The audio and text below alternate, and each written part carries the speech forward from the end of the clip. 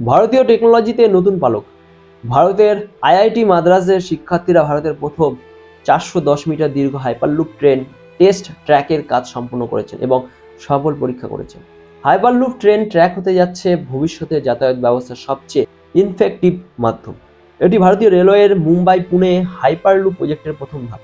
এই প্রজেক্টে ভারতীয় রেলওয়ের অর্থায়নে কাজ করছে আইআইটি মাদ্রাসের আবিষ্কার হাইপারলুপ টিম এবং IIT Madras ইনকুবেটেড startup company টিইউটিআর।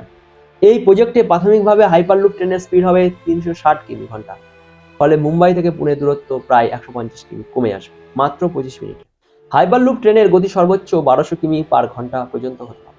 Hyperloop ট্রেনের ভাবনা 2012 সালে এলন মাস্ক কমার্শিয়ালি জনপ্রিয় করেন। পরবর্তীতে 2021 সালে তার মালিকানাধীন কোম্পানি সুইসপট সুইজারল্যান্ডের হাইপারলুপ ট্রেন টেস্ট ট্র্যাকের সফল পরীক্ষা করে। উল্লেখ্য যে মার্কসের সুইসপট কোম্পানির সিইও ডেনিস টুডোর ভারতের আইআইটি মাদ্রাসের টিইউটিআর কোম্পানির সাথে একত্রে হাইপারলুপ প্রযুক্তি নিয়ে গবেষণায় আগ্রহী। এমনকি সুইসপটের হাইপারলুপ ট্রেন টেস্ট ট্র্যাক এর কিছু কম্পোনেন্ট ভারত থেকেই সোর্সিং করা হয়েছিল।